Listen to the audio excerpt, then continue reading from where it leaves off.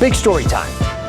Now, in about 3 weeks, most state employees who aren't vaccinated against COVID-19 could lose their jobs, could get fired for not getting vaccinated. Now, some of you might be thinking, good, I don't want to be around unvaccinated people, and that's fair. That's a fair thing to say. But what happens when your personal health is jeopardized by something else, not COVID, like a stroke or a house fire, and no one can come to help you because those first responders have quit over the vaccine mandate? Groups of nurses and teachers and police officers and firefighters who are already shorthanded could be even worse off once we reach that vaccine mandate deadline.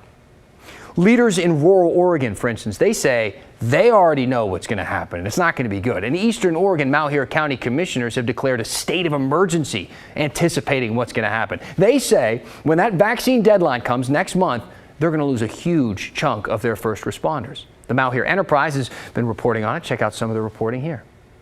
These rural areas across Oregon have staff of maybe, a dozen or 24 first responders. These aren't huge operations. And those people, those crews are already kind of stretched thin. They're responding to emergencies in pretty big, widespread rural areas covering hundreds of square miles. Let's head west now from Malheur County to Warrenton on the coast there on the map near Astoria. If you have an emergency there in Warrenton, the people coming out to help you are most likely volunteers, okay? Volunteers. The majority of their firefighters and EMS workers are volunteers. But the governor's vaccine mandate doesn't differentiate between people who are paid and people who are unpaid, people who are volunteers. And come October 18th, those volunteers won't be able to respond to emergencies if they're not vaccinated. The mayor of Warrenton says the majority of those volunteers are not vaccinated. And now he's got a crisis on his hands because they're not planning on getting the shot. And it's hard to threaten an unpaid volunteer with the possibility of losing their job, isn't it? Right now, the city of Warrenton has 3 paid firefighters and 20 unpaid volunteers. 9 of them are vaccinated. 14 of them are not. 13 of those have said that they're not going to be. They are definitely not going to get the vaccine. So they will lose their jobs effectively on October 18th. And the 2 others said they'll quit in solidarity. That leaves 8 people, 8 total people to respond to all the emergencies day and night in the entire city of Warrenton. And only 3 of whom are certified to do high-level EMS procedures, things like giving certain injections and using life-saving drugs. It's a big deal. The mayor of Warrenton wrote a letter to Governor Brown asking for an exemption to this vaccine mandate for the volunteer firefighters. And with volunteers, it's not like they're employees where they rely on their work, with the city to provide hearth and home and food for their families. They come as they desire, and they come as they are, as they're willing, and we're grateful for that. And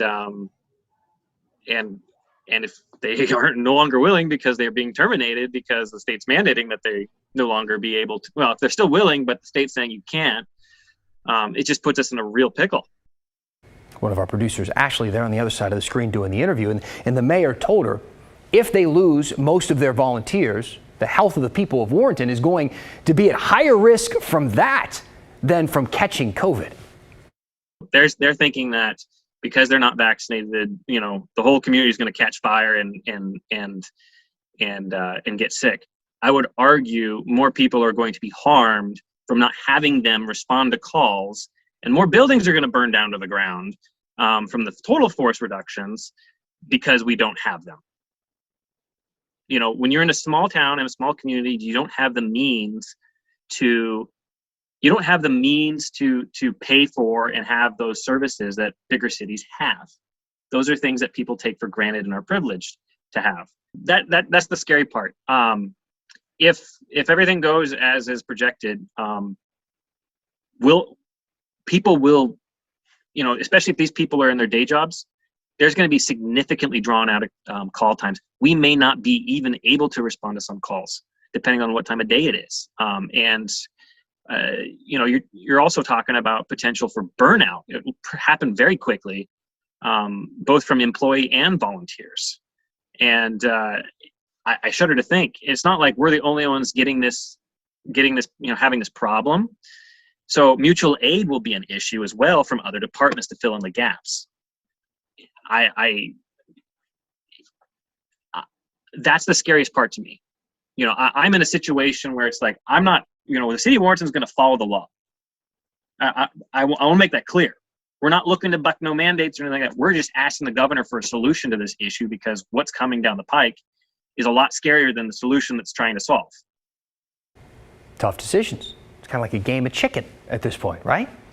And you got to remember, volunteer firefighters and those volunteer EMS workers, yeah, they're volunteered, but they're also highly trained. I mean, these are people who are certified in this sort of work, and it takes months, if not longer, to get that type of certification. So it's not like just any old vaccinated person can come off the street and start doing their jobs.